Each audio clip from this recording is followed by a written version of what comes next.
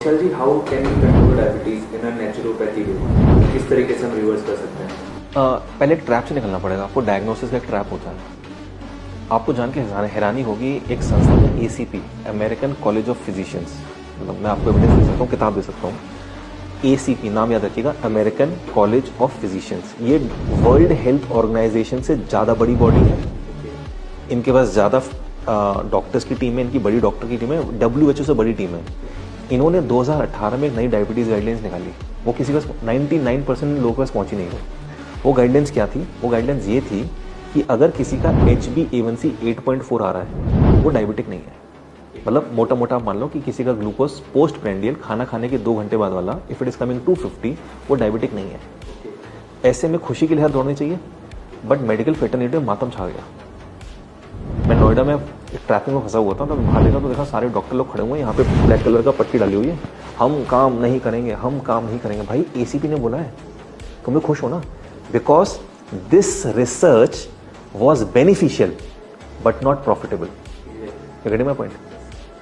तो उसको ये मान तो लिया, बट आम जनता तक नहीं पहुंचने दिया।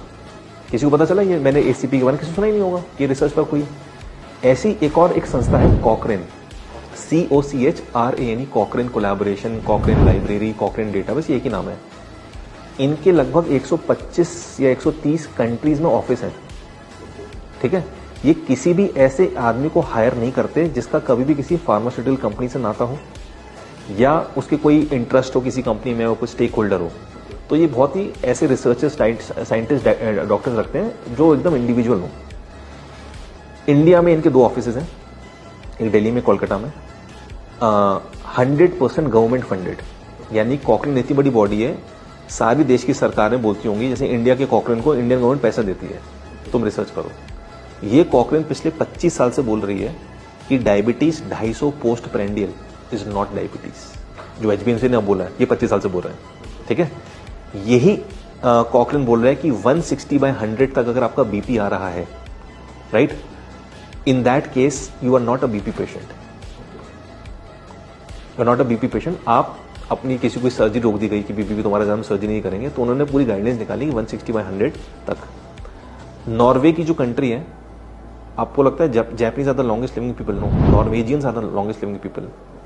नॉर्वे का लोगों का नॉर्मल बीपी इज 150/90 और वहां की सरकार उसको नॉर्मल बोलती है। अगर हमारी गाइडलाइंस वहां चली जाए तो 70% Norway as a country is a high BP patient.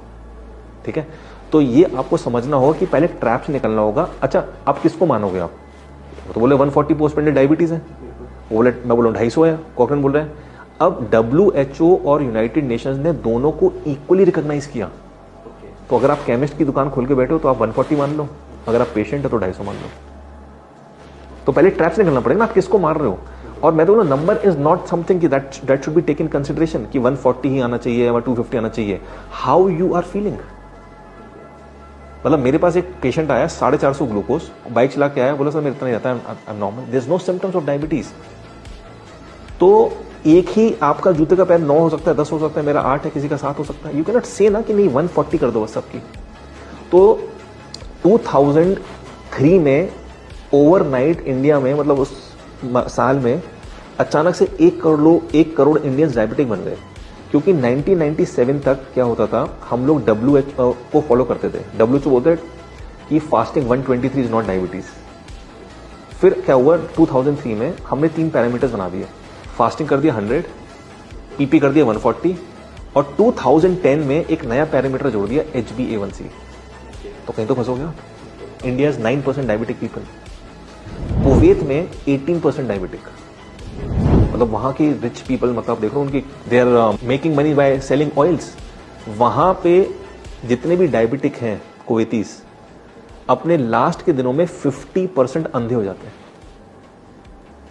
और कहने को उनके तेल की खेती हो, जो भी उनका तेल का कारोबार है, इतना पैसा। So the point over is, India में 9% लोग डायबिटिक है, कुवैत में 18% है, right. So point over here is कि आप थ्रेशोल्ड किसको मान रहे हो। आपको वो सिम्टम्स थे कि नहीं थे? आपने एक अपॉइंटमेंट लिया और आप क्या कहते हैं, आपने देखा मेरा 145 हो गया, आप डायबिटिक घोषित हो गए।